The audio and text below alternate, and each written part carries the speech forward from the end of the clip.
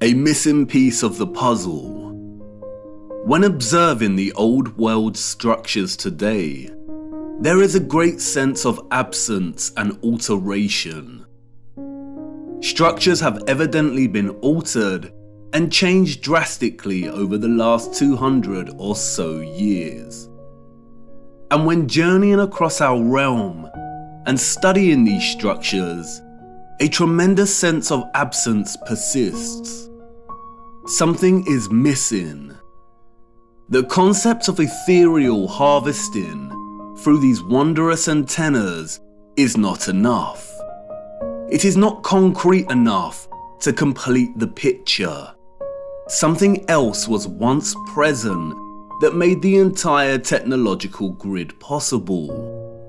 This, of course, is the key technological component of these structures, the engine, and the central mechanisms that made them function in the first place.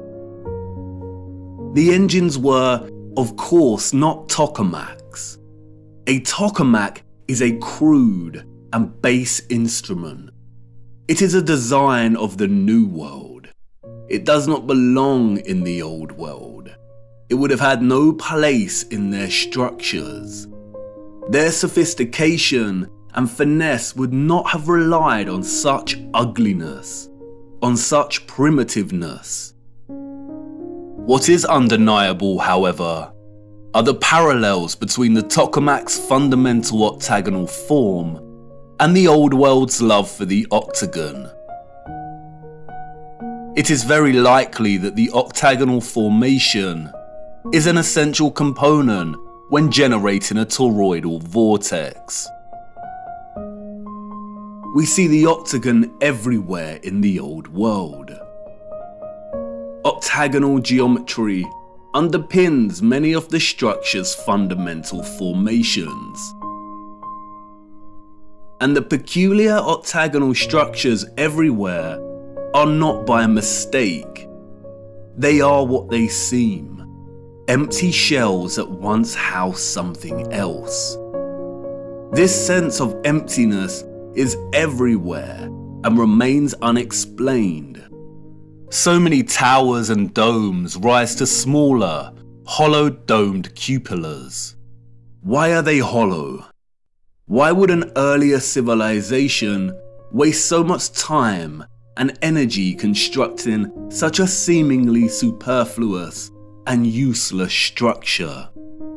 But they didn't, did they? A lot of these empty areas are always directly below the antennas. And although not all of these crucial empty structures are octagonal, most are, and they are always situated in key areas, like under central antennas, beneath domed resonators,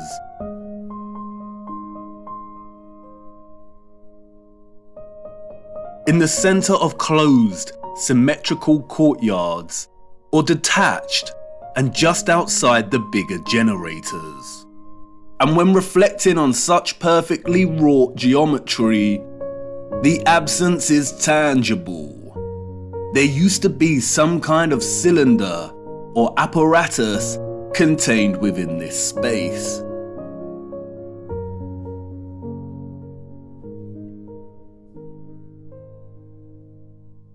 Furthermore, we also find various historical relics that closely resemble the old world structural style.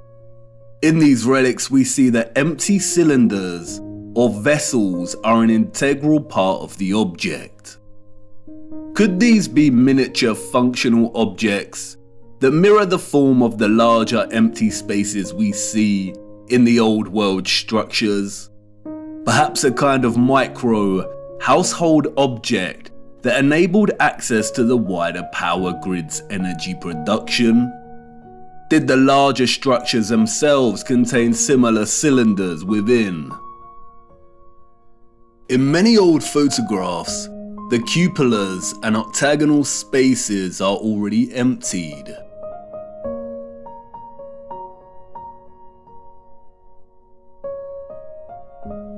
but there do remain a few images and illustrations that can offer a little insight as to what was present before. In some we see a type of cylinder, and in others we see some kind of orb or container.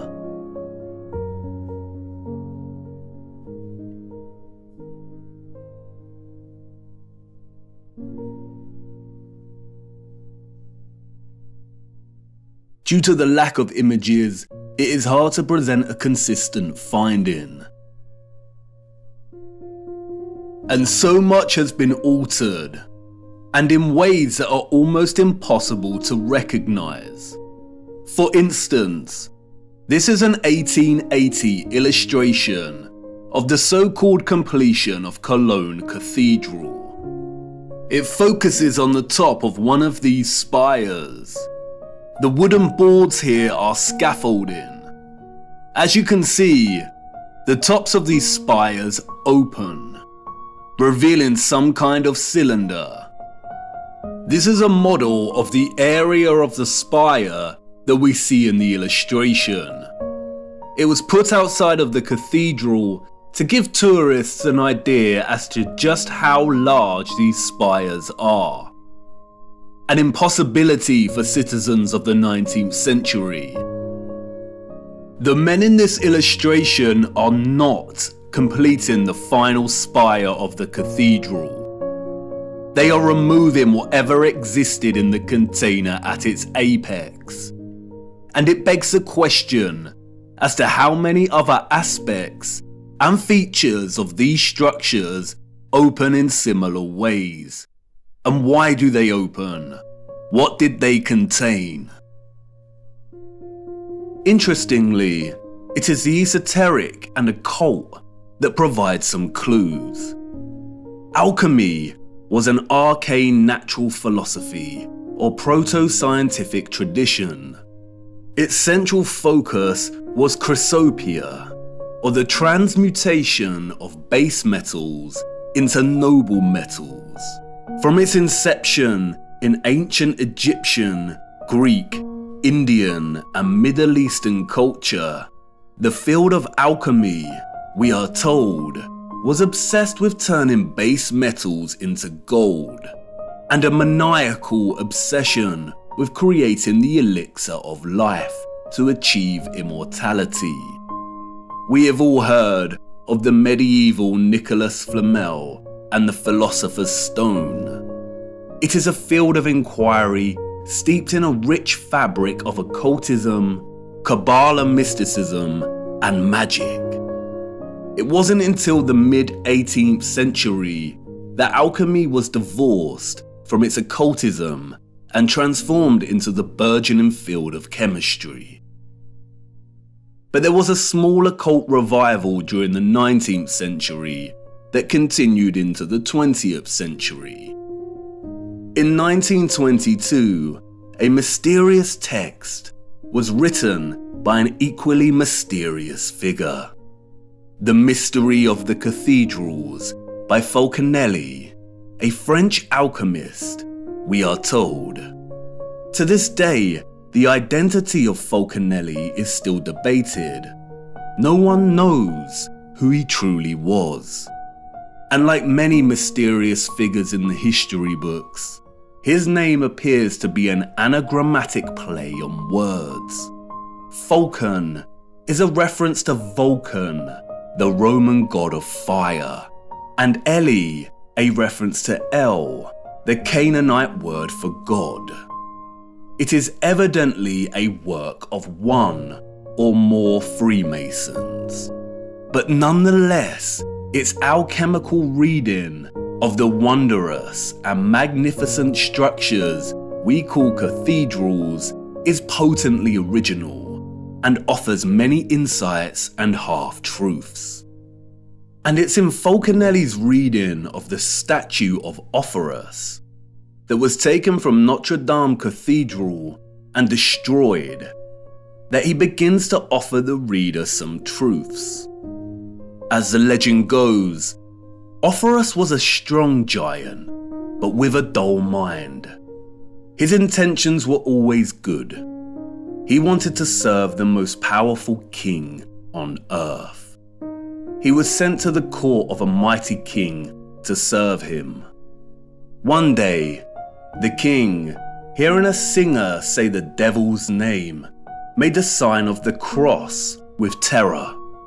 "Why do you make that sign?" Ophorus asked.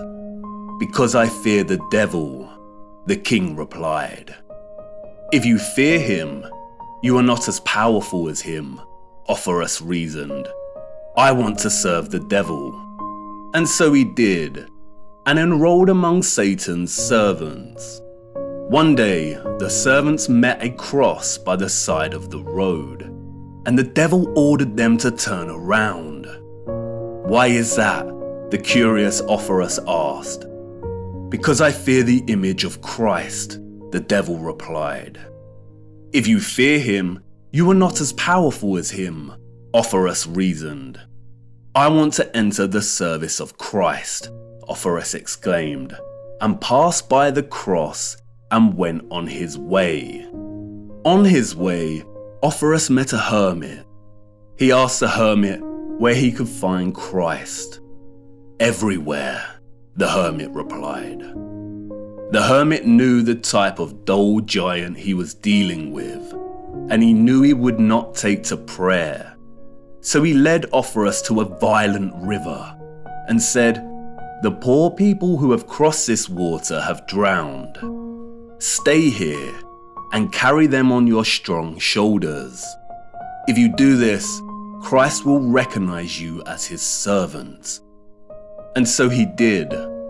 Ophorus spent his days and nights carrying people across the river. One night, overwhelmed with fatigue, Ophorus received a knock on his door. It was a child who wanted to cross. Ophorus took him on his shoulders and began crossing the river. But as he reached the middle, the river became a furious torrent. The waves swelled, and Ophorus began to buckle. In fear of letting the child fall, Ophorus uprooted a tree to lean on, but the child was becoming heavier and heavier. Ophorus began to fear the child would drown. He lifted his head up and asked, "Child, why do you make yourself so heavy? It seems to me that I carry the world." The child replied, "Not only do you carry the world, you carry the one that made the world. I am Christ. As a reward, I baptize you in the name of the Father, in my own name, and in the name of the Holy Spirit. From now on, you will be called Christopher." Christopher walked the earth for the rest of his days to teach the word of Christ. Christopher, the one who bears Christ for the masses. In his focus on Ophorus, however, Falconelli reveals a certain key to unlock another layer of meaning in the legend's symbolic expression. In his enigmatic manner, Falconelli writes, "Christopher stands for Chrysope, who carries the gold. From then on, we better understand the great importance of the symbol, so eloquent, of Saint Christopher. It is the hieroglyph of solar sulfur, Jesus, or the nascent gold, raised on mercurial waves and then carried by the clean energy of this mercury to the degree of power possessed by the elixir." Cryptic indeed, almost impenetrable prose. But let's look at this passage a little closer. Falconelli is stating that in the symbolic legend, Jesus, or Christ, is the nascent gold. Nascent means coming into being. The word's etymological roots stem from the concept of beginning or birth. Nascent gold here, or the solar sulfur, is not just gold, it is gold growing into its full potential. The final section of the excerpt explains why the gold is growing. Because it is being carried on the mercurial waves. The mercurial waves here refer to the metal mercury. Gold is achieving its potential because of the clean energy of mercury.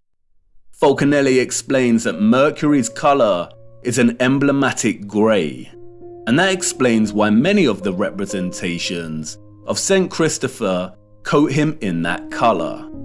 We will return to the legend of Ophorus soon, but first let's look closer at Mercury. Mercury is of the utmost importance when it comes to understanding not only the mechanics behind the old world's technology, but also in understanding our own contemporary time in which we find ourselves traversing the enigmatic landscape of symbols that have shaped our understanding of history and our place in it. The symbol here represents the element Hydragyros. Its literal translation from the Greek means silver water. Hydragyros has many names. It was also called quicksilver. Today it is referred to as mercury. The alchemical symbol is precisely the same symbol used in classical astrology to represent the so-called planet Mercury. Pure or native mercury is an extremely rare element in the Earth's crust. It's primarily retrieved from cinnabar, a bright scarlet or red pigmented form of mercury sulfide. Cinnabar is the most common source ore for refining mercury. Both Wikipedia and World Atlas tell us that mercury is the 66th most abundant element in Earth's crust. In its pure state, mercury is a silver-like liquid. It is the only metal that is liquid at standard temperature and pressure. It has a freezing point of -38.83 degrees and a boiling point of 356.73 degrees. It is an excellent conductor of electricity. Its uses are primarily electrical based. It has a primary role in fluorescent lighting. Its other uses include thermometers and dental amalgams. Mercury dissolves all metals, including gold and silver, to form amalgams. The only exception is iron. It is also used in vaccines. Governmental, medical, and pharmaceutical industries declared mercury toxic in the early 21st century, gradually phasing out its use in medicine and leading some countries to completely ban the element. In some countries, it is illegal to trade mercury. Before this, mercury was a staple in certain traditional medical treatments, such as the traditional Chinese medicine. And while I do not dispute mercury's potential toxicity when injected into the body, the concerns surrounding its hazardous potential are largely overblown. All metals, especially when injected and taken in excess, are toxic. High iron, copper, zinc, and aluminium levels in the body contribute towards a whole host of disease, arguably more so than mercury. And yet the governments of our world have not banned aluminium foil. They have not stopped fortifying grains with iron oxide, and zinc and copper supplements are available to purchase with ease and without constraint on the value of dosage a person can expose themselves to with such supplements. Could there be other undisclosed reasons for demonizing and restricting mercury? Let's look a little closer at this extraordinary element's electromagnetic potential. Mercury is an electrically conductive liquid, and because of this, it has historically been applied to create light switches, electrodes in some batteries, as a gas to create fluorescent lighting, and, most interestingly, it was used, we are told, in lighthouses. According to the mainstream historical narrative, lighthouse keepers were responsible for keeping the massive lens at the top of the lighthouse spinning all day, every day. A spinning lens turning at a set speed made the light flash. They usually achieve this by setting the lens on wheels or bearings attached to clockworks that the keeper would periodically wind. In the late 19th century, some keepers, sick to death with having to keep winding the clockwork, began floating their lenses in liquid mercury. The lens's metal base spun more easily in the mercury, which helped the light rotate faster with less frequent winding. It is a practice still in use in some lighthouses today. It is evident from its structure that the lighthouse's sole function was not just to light the way for ships. It was either one of its functions among many others, or just an inherited act of repurposement. Many lighthouses are constructed in the familiar octagonal structure. Many have the red and white stripes, indicative of power stations. Many still have their antennas, and they were situated right next to the water. It is obvious that they had a similar role as many of the old world's power stations we find repurposed and rebranded all across our realm. Lindau Lighthouse in Germany is a fascinating example. We see all the familiar dentils and holes, suggestive of vibration and frequency manipulation. We see the octagonal cupola. They have replaced the original antenna with New World junk, and oddly the structure has a clock. And although those of the old world made the most advanced clocks ever seen, the presence of a clock face here appears superfluous. Perhaps the abundance of clock faces we see on so many of the old world structures and towers are actually repurposed steam gauges that used to be present to measure the pressure of the energetic water. The intricate and complex design of these lighthouses would have been a feat of engineering for those of the 19th century and their predecessors, unless those that came before the 19th century were technologically advanced, which of course they were. Mercury's role in lens rotation is a subtle example of repurposement. It is very likely that the complex apparatus at the top of these lighthouses were modified as illuminated lenses during the Great Reset, and what existed before operated to extract ethereal energy. For most of the 19th century, gas and oil burners were used as sources of light in these structures. And yet look at the size of some of these lenses. Look at the complexity of the designs. All to house light running on gas and oil? I don't think so. The history of the lighthouse is of utmost importance because it, 1, provides evidence of Mercury being present in some kind of apparatus directly located in a cupola, the very spot we see emptied on so many structures today. And 2, because Mercury's presence here was to enable the lenses to spin and rotate more easily. And that's very interesting, because look what happens when you apply magnetism and electricity to Mercury.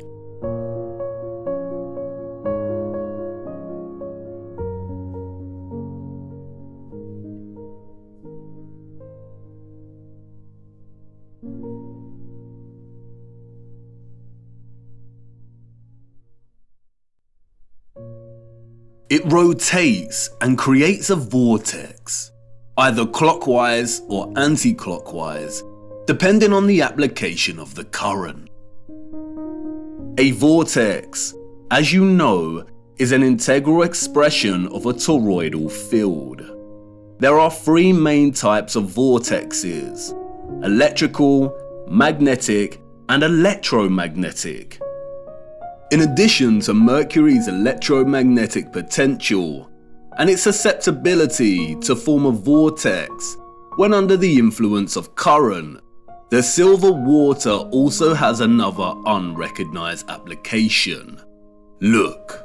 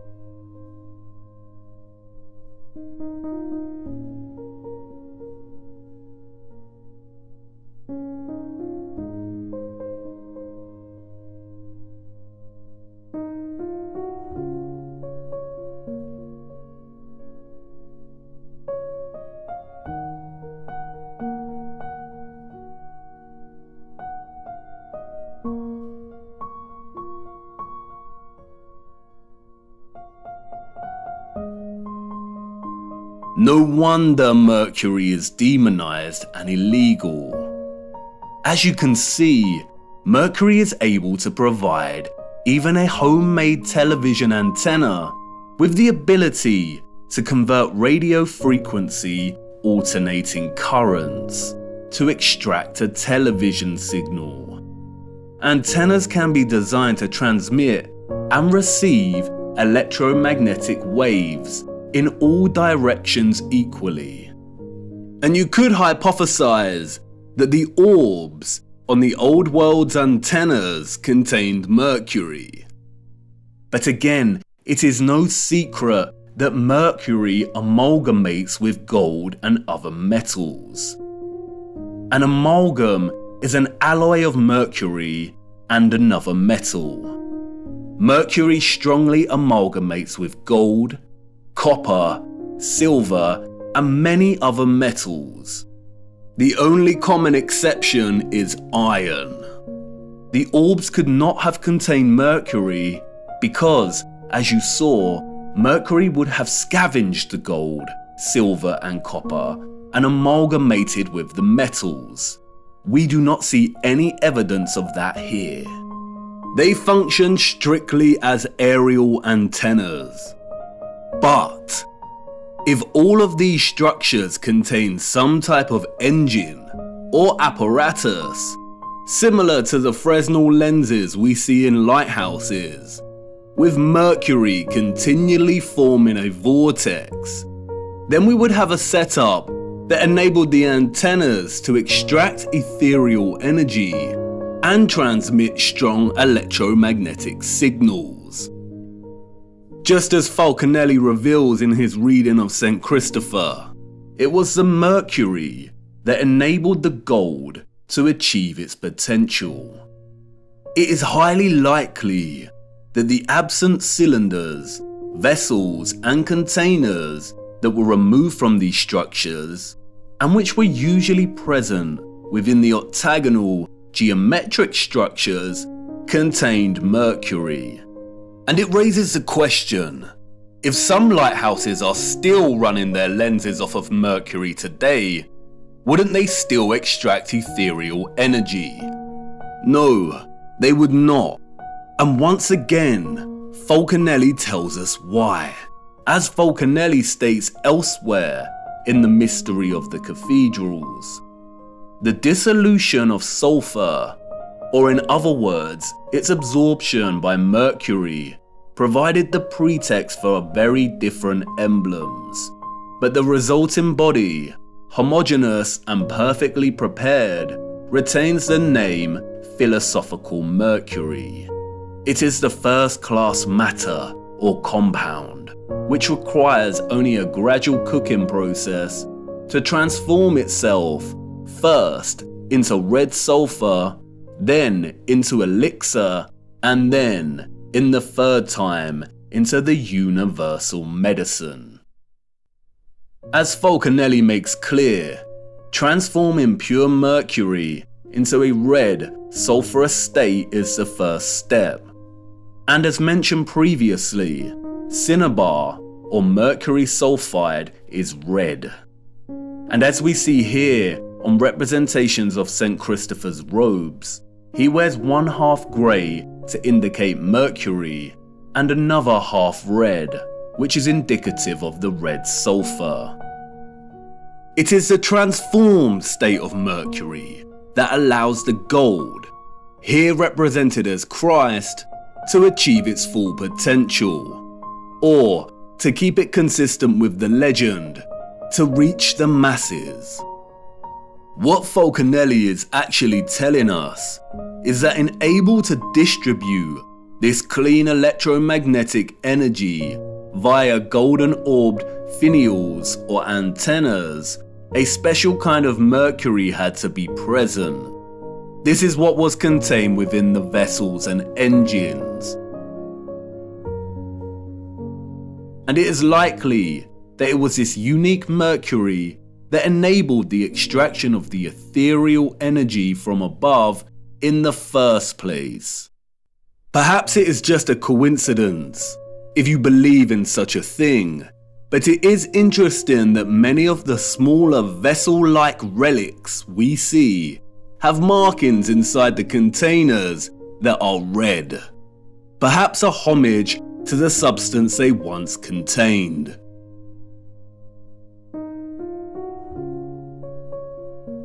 Now I know what you want to say.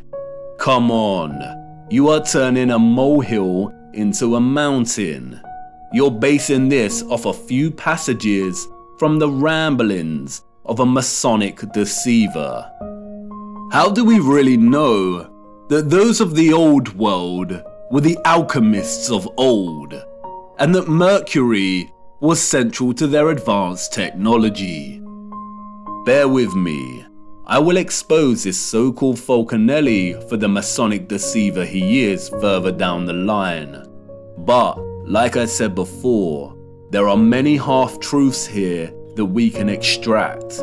And you must ask, why this cryptic text about the mystery of the cathedrals focuses primarily on explaining the structures and their symbolism in alchemical terms.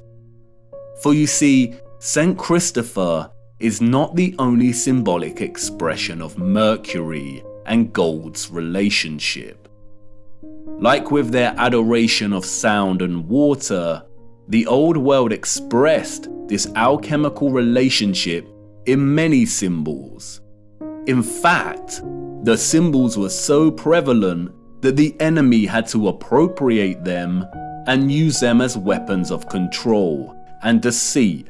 Otherwise, the Great Reset of the 19th century would have failed.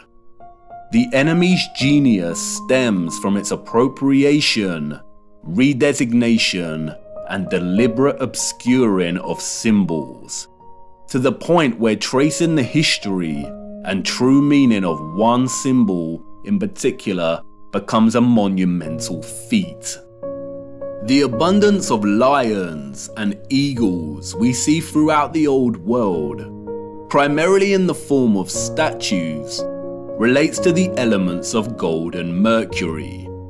As Falconelli states, the lion is the sign of gold.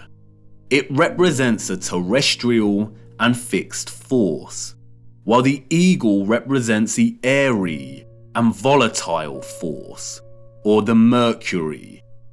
When the two champions come together, they attack, repel, and tear each other apart with energy, until the antagonists become one body, the animated Mercury. The fusion of the fixed gold and the volatile Mercury create the griffin, in which the lion, or the gold, represented the fixed, basic part of the compound, which in contact with the adverse volatility loses the best part of itself, the part that has characterized its shape, that is, in hieroglyphic language, the head. And like the lion and eagle, we see the griffin everywhere in the old world.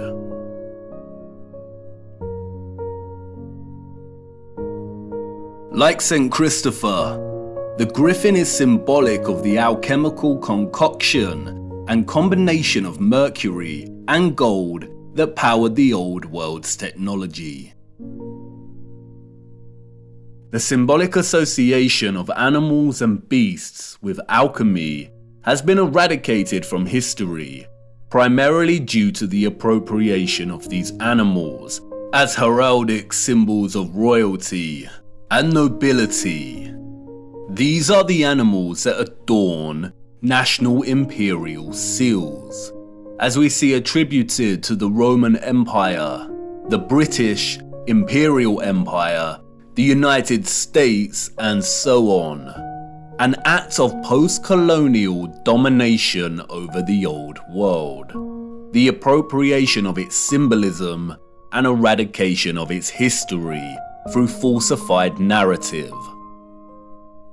Furthermore, the chemical, alchemical, and cosmological symbol used to represent Mercury is immediately recognizable for its conflation of two of the most widely used symbols throughout history and culture. That is, the cross and the crescent moon. It is openly acknowledged that at one point, all religious symbolism predated its current religious use and application, and belonged to another culture and represented something different during different historical eras. But just because this is openly declared does not mean it makes any sense. Were our historical ancestors and their own historical ancestors really that uninspired that they needed to recycle already established symbols, or are we not being told the truth once again?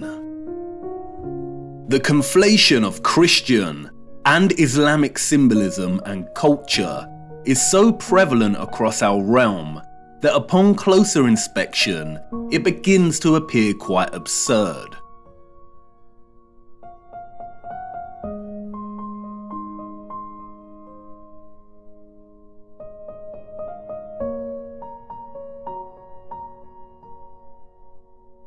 If we are to believe the official historical narrative, that is.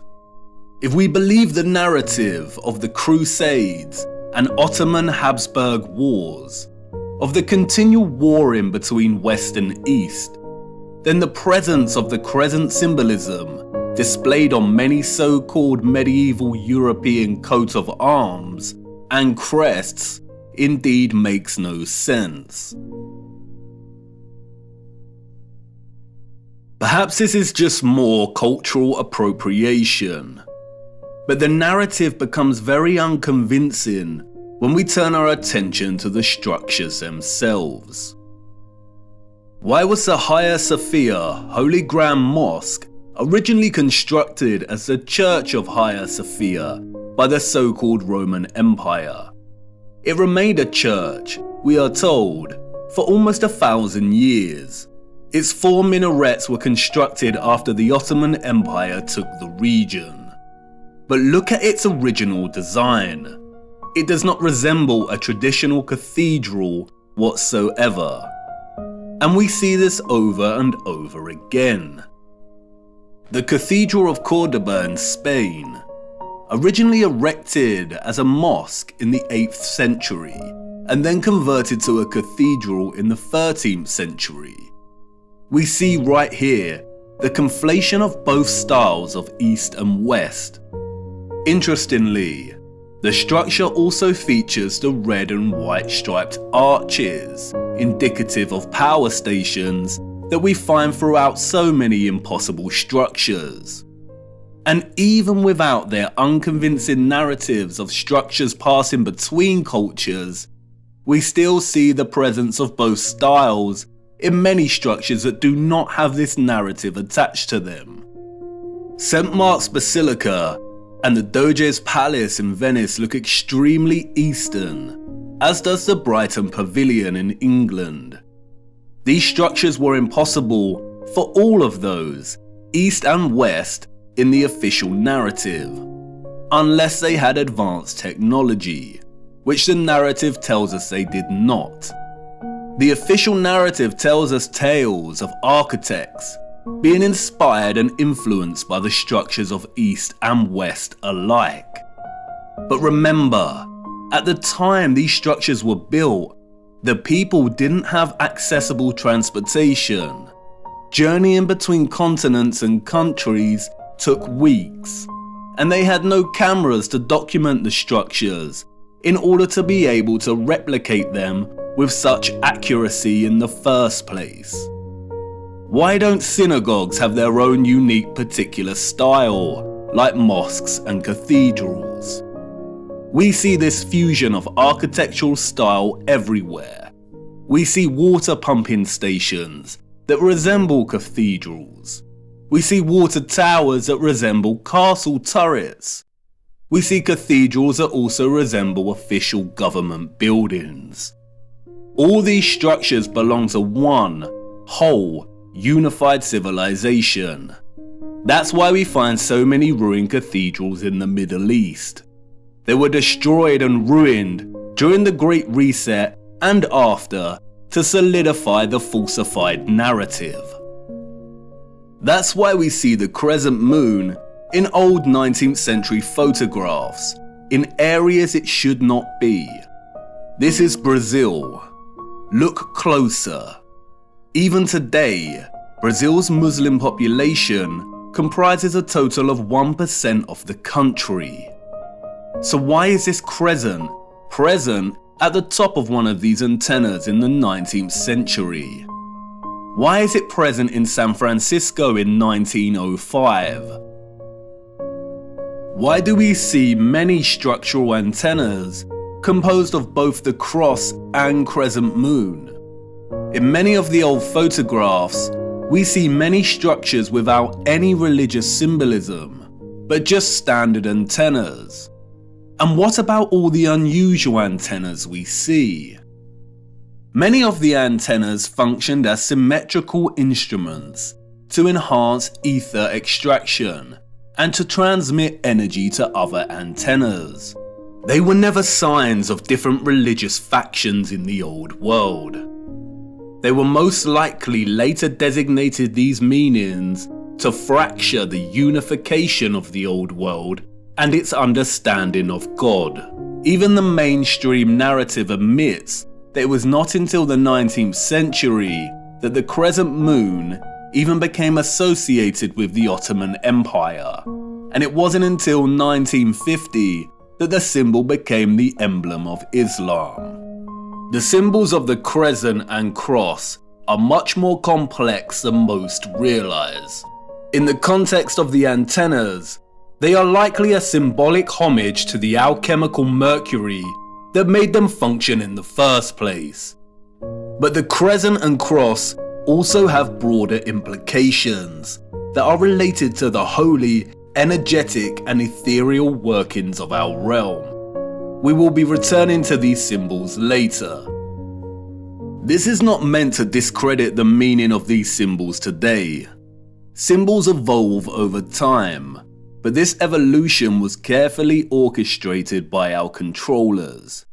It is also not to discredit God, and this point is crucial. I understand that much of this may trigger some people, but it is imperative to understand that religion, in an institutional sense, was created by our controllers as a means of control.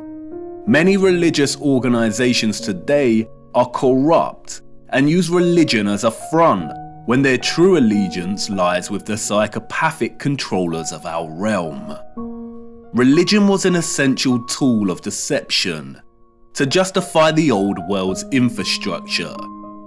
Religion is not synonymous with an understanding of God, faith, and prayer. And it is also not to discredit the life of the Son of God. No, and this is crucial, and you will see why later in our journey. And in many a sense, this is what Christ tried to teach people, to see through the deception and manipulation. And when thou prayest, thou shalt not be as the hypocrites are, for they love to pray standing in the synagogues and in the corners of the streets, that they may be seen of men. But thou, when thou prayest, enter into thy closet, and when thou hast shut thy door, pray to thy Father which is in secret. You see, the scriptures are more accurate than most understand. They are at once historical accounts, instruction manuals for living, and sacred texts of prophecy. There are a handful of texts that are so important that the enemy has been desperately trying to steer people away from them in recent times. And you will see why this is of utmost importance later in our journey. Stay with me, the best is yet to come. And it doesn't end there. The basis for the alchemical symbol of Mercury, we are told, was a caduceus. And we see the caduceus throughout the remains of the old world.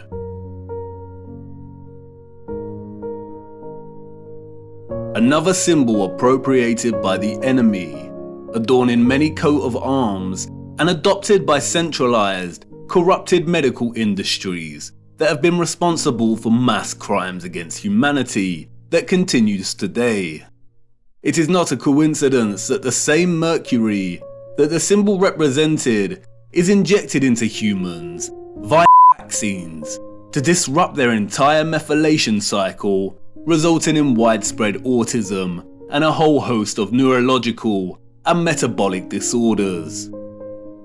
The caduceus illustrates clearly how both Roman and ancient Greek mythology serve the enemy as a tool of deception. In Roman mythology, the caduceus staff was carried in the left hand of the god Mercury.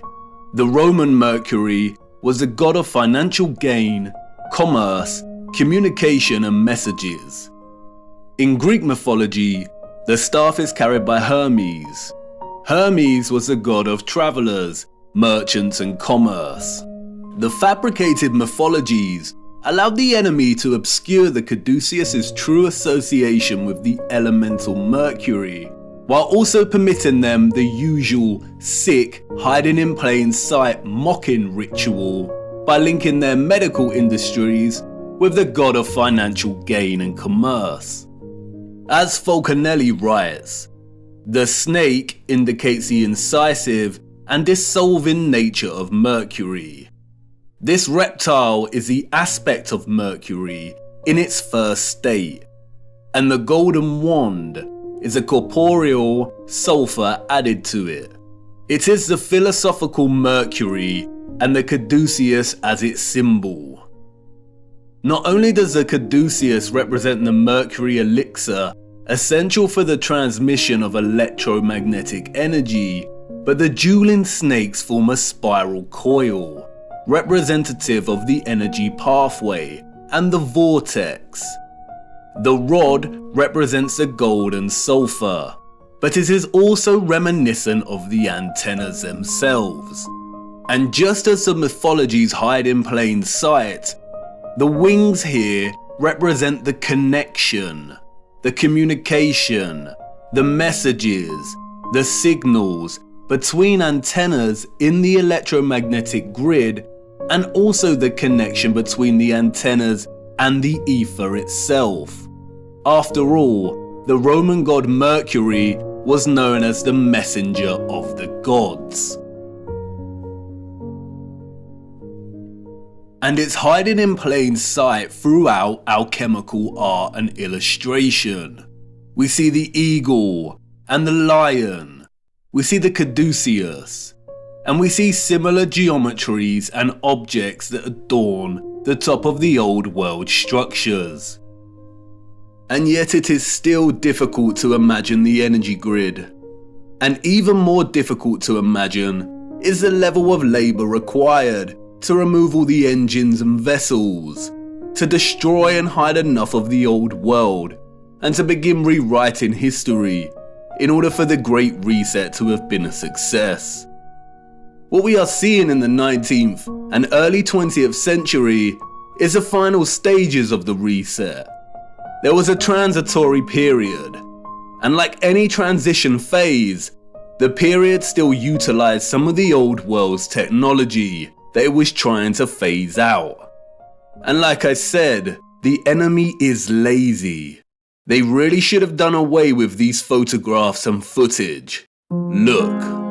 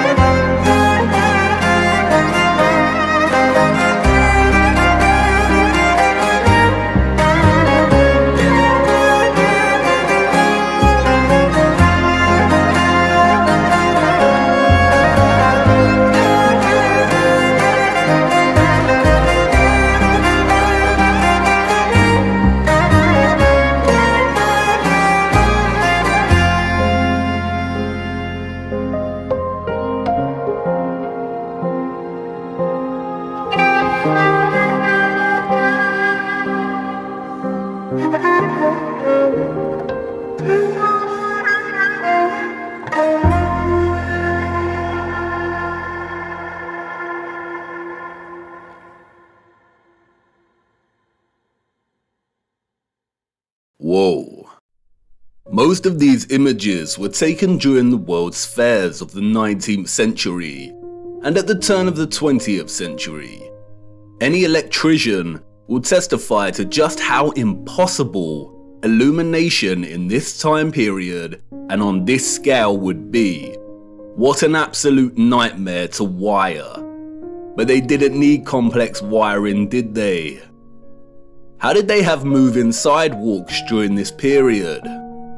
We also see this technology on display in the burgeoning American amusement parks of the early 20th century. There is a reason they called them electric parks. In fact, the reference to electricity can be found everywhere amongst repurposed old world sites, even in the unlikeliest of places.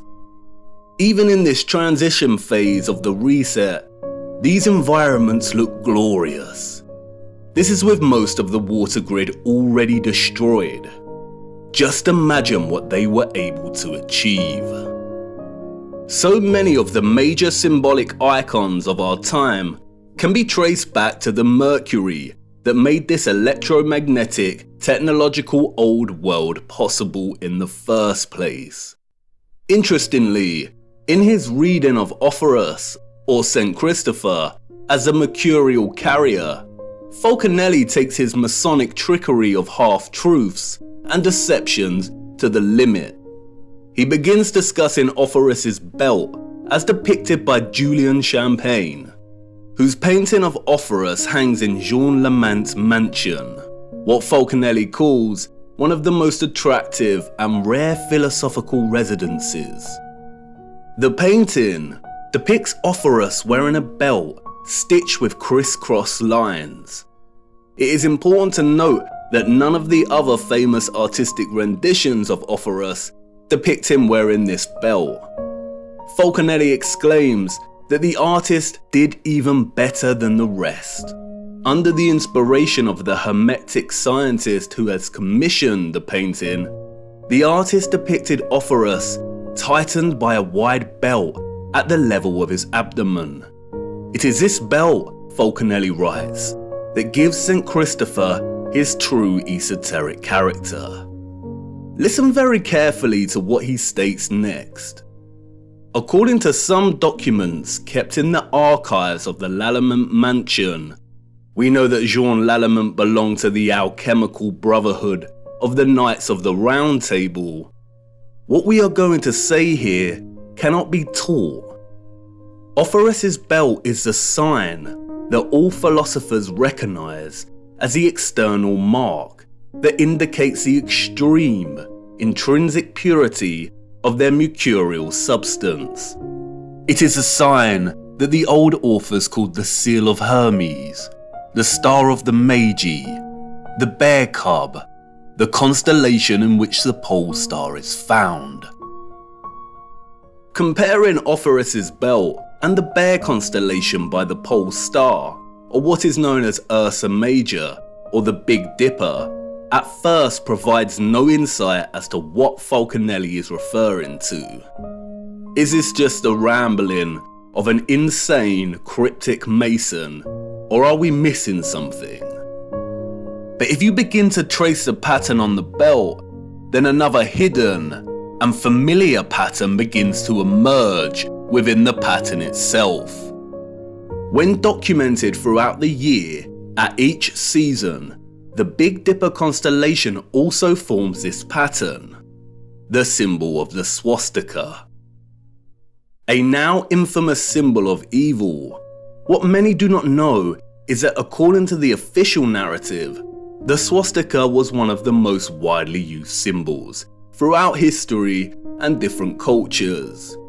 It is an important symbol in Asian countries, representing Hinduism, Jainism, and Buddhism.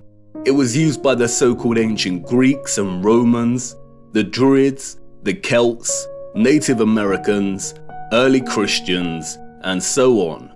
We see it in mosaics, rock churches, bracelets, rose windows, crosses, pottery, clothing, and flags. We see it everywhere throughout time and culture. Interestingly, Swedish and Norwegian power companies used the symbol in the late 1800s and early 1900s to represent electric power stations and hydroelectric stations. This connection cannot be purely coincidental. The task of erasing memory and history is not an easy feat.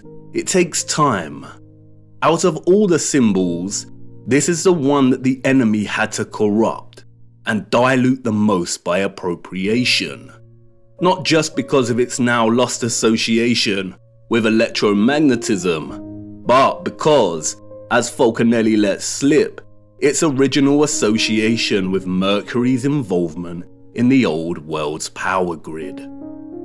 Like the Caduceus's spiraling snakes, it depicts a vortex that Mercury produces in the presence of electromagnetism.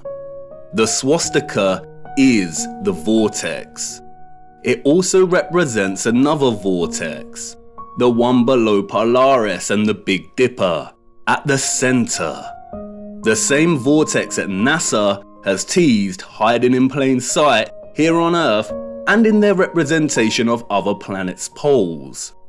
It is the same vortex that Mercator and others documented in maps and writing. The whirlpool surrounding Rupes Nigra and located at the North Pole. Interestingly, scientists have recently discovered large natural stores of the so-called toxin mercury at the North Pole. They are worried about it melting and causing toxicity. Of course they are. As Kevin Schaefer writes in the National Geographic article, it turns out that not only is there mercury in permafrost, but the Arctic is also the biggest pool of mercury on the planet. Is this another mocking on their behalf, or is there actually a vast amount of mercury at the north? We will return to this much later in our journey. The noble metals and their original location on Earth are very important, and it is the scriptures that hold the answer. The old world knew. They knew the earth they walked upon better than anyone else. They knew the alchemical metals, gold, iron, copper, mercury, and so on, could be fused in ways that allowed them to access the ethereal electromagnetic energy. They knew that Ophorus, the alchemical mercury, could elevate the Christ, the alchemical gold, and carry him to the masses. It is not a coincidence that the path Ophorus carried Christ was across the river, across water. The legend of Ophorus is a symbolic and metaphoric totality of the old world's energy system. You have a question, and I have a feeling I know what you're going to say. You want to ask about the maps, Mercator and such. If they have fabricated history, distorted so much symbolic meaning, and lied about those that came before, how can we trust these old maps and accounts of the North? How do we know that Hyperborea is a real place and that there is a vortex in the center? That's the spirit, an important question. Unfortunately, we cannot trust the maps, and I need to show you why. And it's now time to talk about the clocks. For you see, there is another map, hidden and long forgotten, the oldest map of them all. And it's not perfect by any means, but it's all we have. Come, it's time to lift another veil.